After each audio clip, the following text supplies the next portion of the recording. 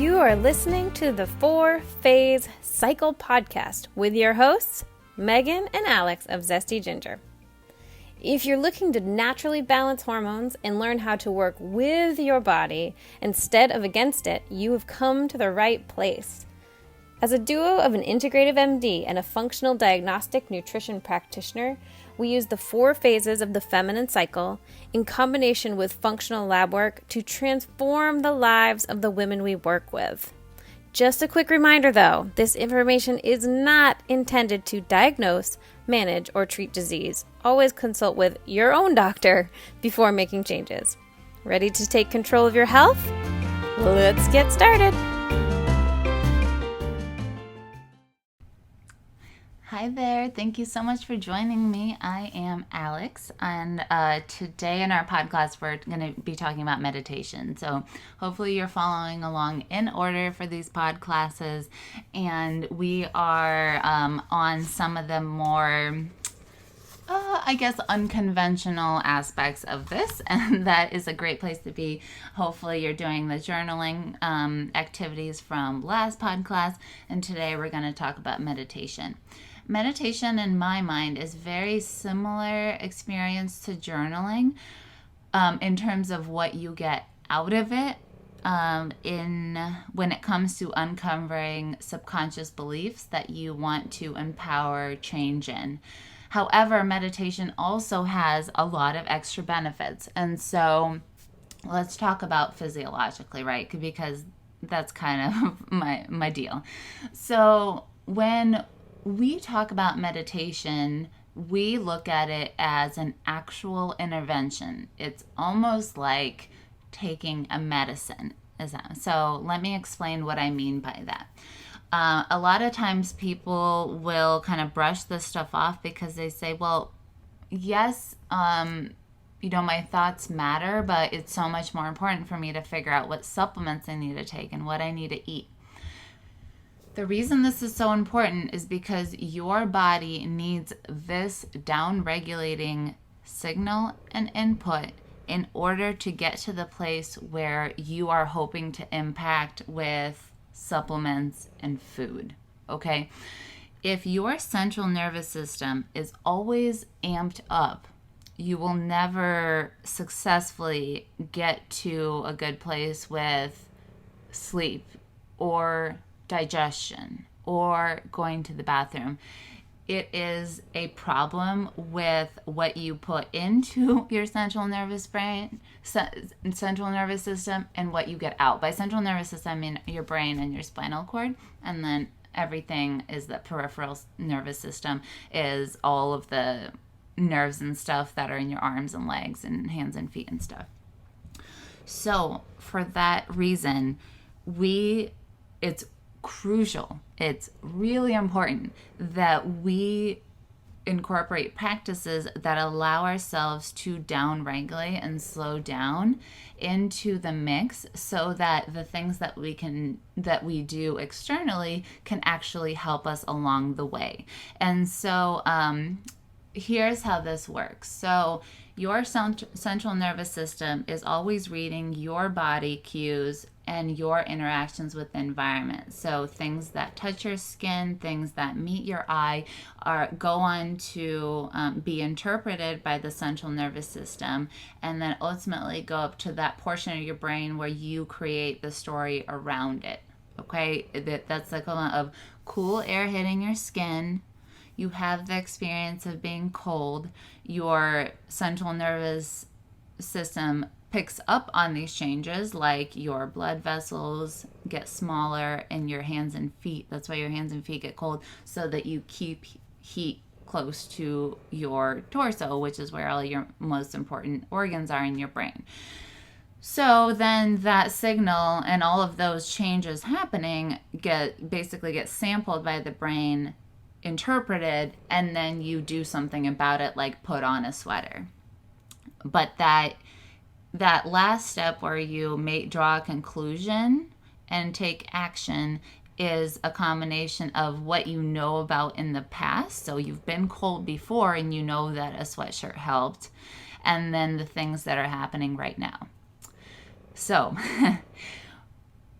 most of the time we think about the brain creating our body sensation, right? We know that placebo effects are real. I know that if I tell you that acupuncture is the greatest thing on earth and you go do that and you believe me because we're friends or because you respect my opinion or whatever, then you're more likely to have a positive physical response to that because your head is telling you, like, this is cool, this is going to work, I'm going to be helped by this is what I'll experience after. And then your body is like, okay, we can do that. And it goes on to create that scenario, right? The converse is also true, though, and we don't think about this, is that our experience in our body and the things that our body does goes on to be interpreted in the brain. And so it's a two-way street. The way meditation ends up impacting both of these, because as we relax our body and get into a meditative state, our breathing is deeper, we get more oxygen to our tissues, things start moving the way they should, blood flow gets regulated, metabolic activity in our cells get changed. And because of that, then our brain begins to recognize that we are slowing down, this is a period of rest, and then it augments that. And so the brain will pick up those things and then impact it even more. And then it's a two-way street where the more relaxed you get, the more your brain digs into that relaxation and you get more and more.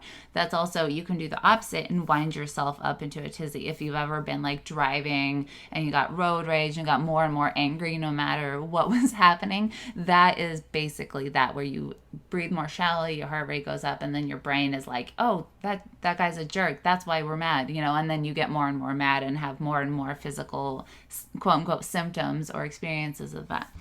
And so as we meditate, our physical body begins to give that input to the brain to say, now we are resting and now we are rejuvenating. And then the same is true of meditation in the brain. So the meditation itself, as you choose to have certain thoughts and you choose to have certain experiences in your brain, then that continues to tell your body that, yes, everything's okay. Now is a great time to digest. It's a great time to sleep. It's a great time to have babies. It's a great time to have blood flow to the gut, all of these things. And so it's very, very important that we set up this experience for ourselves daily. But the thing is, meditation can look vastly different. And it's funny, when I started meditating a lot, Megan and I talked about it, and I would say like, hey, let's do meditation and whatever. And she would kind of say like, yeah, but it's hard for me to sit and not have any thoughts.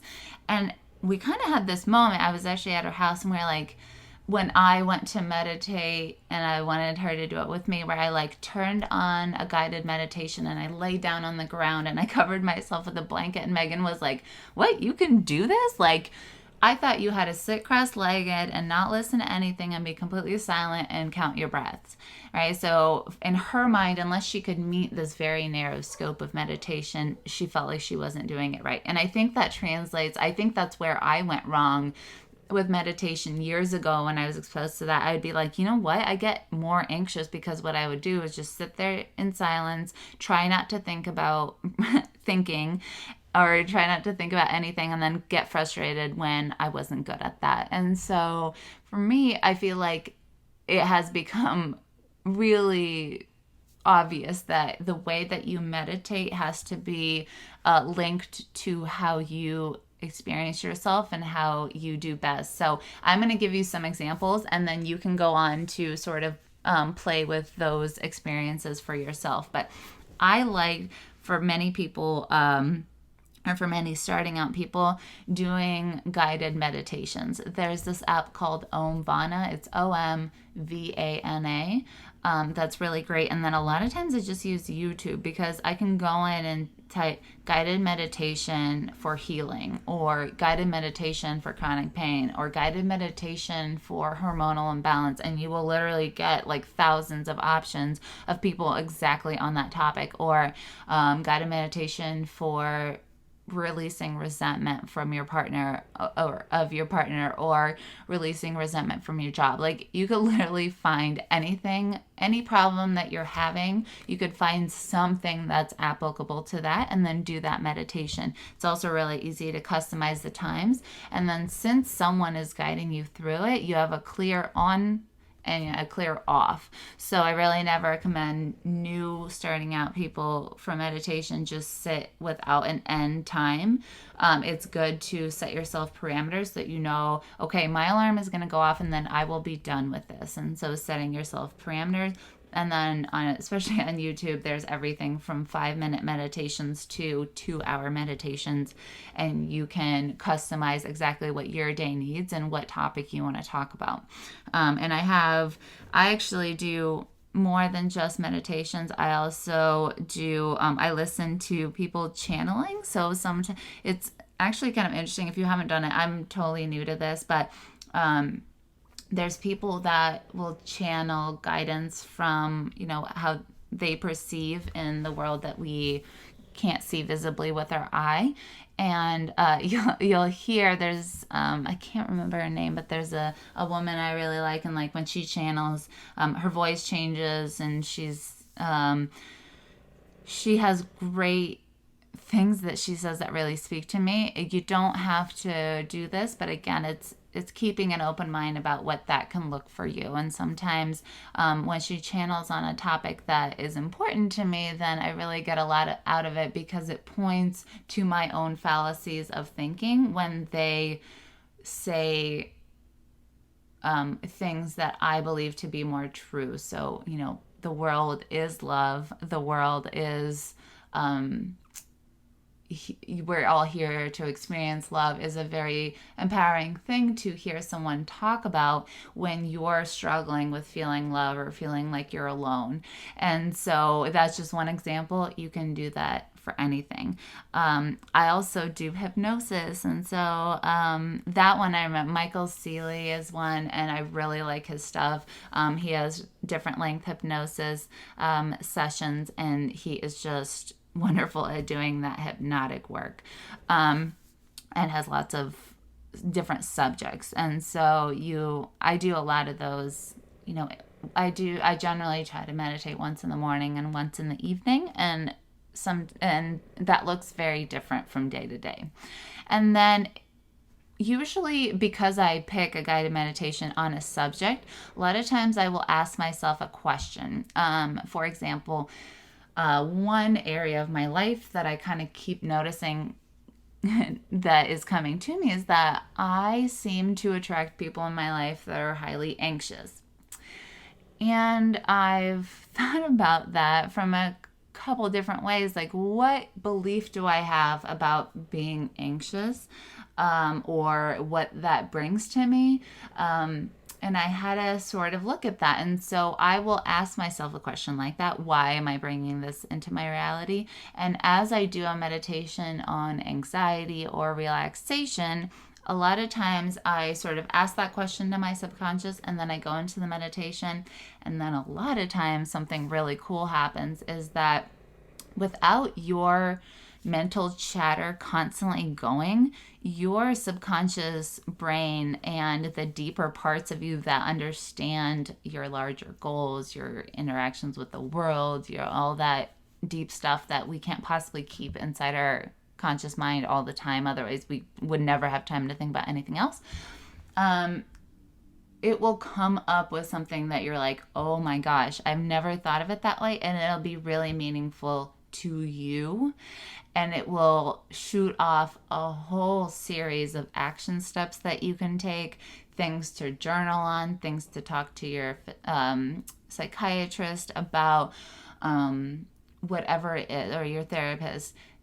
You will get the most out of it, because it's not, I think we've been so trained to follow prescription diets, eat this way and don't listen to what you need, move your body this way because someone told you so, take this medicine because this lab work said that, do this because I'm a practitioner and I know better.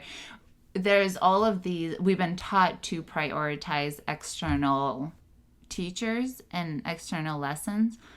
But what happens when we come up with our own lessons from our subconsciousness, it is such a powerful thing that it's like, it will literally, you will have realizations that change how you look at your life, and it ends up being so powerful. I can't even, like, until you experience this on your own, I don't think that I can explain to you just how amazing it is to be like, I just got the answer for a problem I've been dealing with, I think, that has been around for a decade, this something like disordered eating since college or something.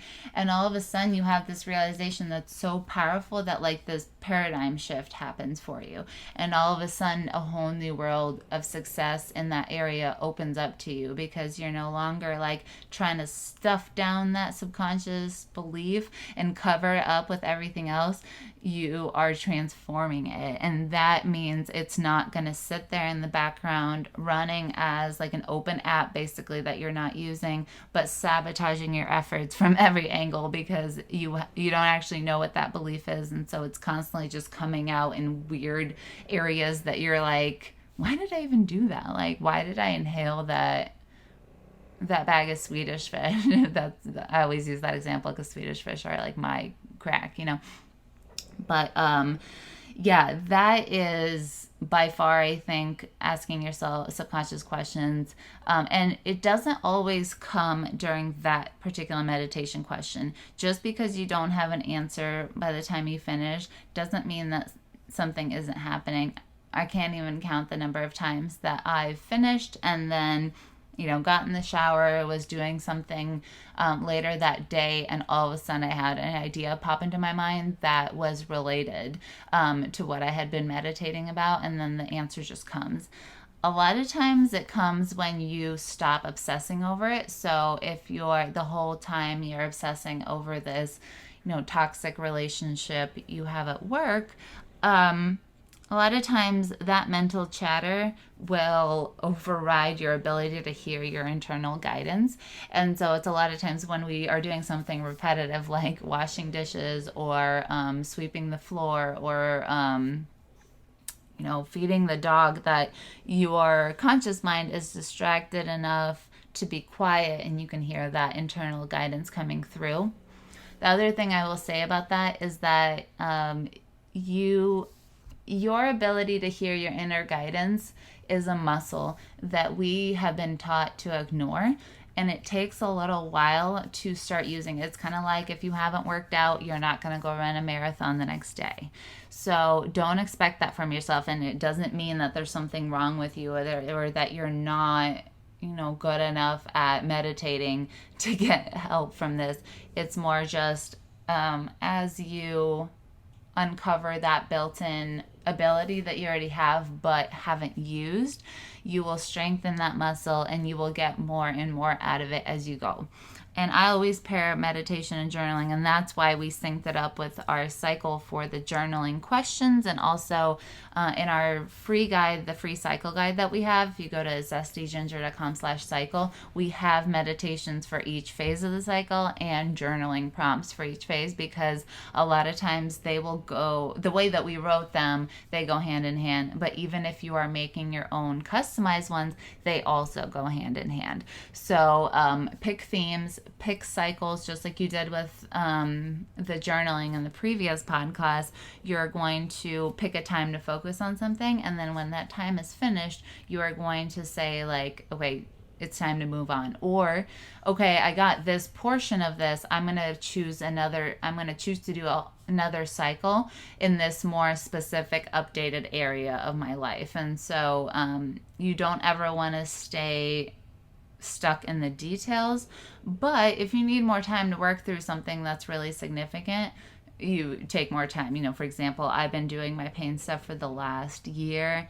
This has been a big area. This belief system that I've created for myself runs so deep that I am still cycle by cycle excavating and renewing and updating all of these beliefs. And so while my goals have changed cycle to cycle, it can still be the same quote unquote problem that you're dealing with in your life. So it can still be something like health, which many of you are coming with, but make sure that you're updating and renewing as you go, because you want your new cycle to be built upon the better beliefs that you've consciously chosen. And that is that. I could talk a lot more about meditating, but I think that that'll be it for now. The whole, if I could say anything, is just go do it. Whatever it means for you, get comfy, get zen, go to a meditation class. I don't care what it is, but go try it, go do it, and go make it a habit so that you can begin to use it as this really cool tool that serves you for the rest of your life. All right, ladies, I will be back for more in a little while, and we'll wrap up this series of podclasses. Thank you so much for being here to learn. Like I said, for me, this is obviously a goal of mine to teach and to bring women together. So thank you for allowing me to do what I want to do, and I hope that you get a lot out of it so that you can go on to live out your passions and help other women do what they want to do best. All right, ladies, have a wonderful day, and we'll catch you later. Hey, thanks for stopping by this Podclass. If you are ready to dig deeper into your health, really understand your cycle, stop guessing with random supplements, and start testing, our Healthy Hormones group starts September 27th. You can find more details at zestyginger.com/healthy hormones and find out if this is the place for you. And as always, we offer free 20-minute consultations, so jump on the phone with us and we'll help you decide if it's a good fit.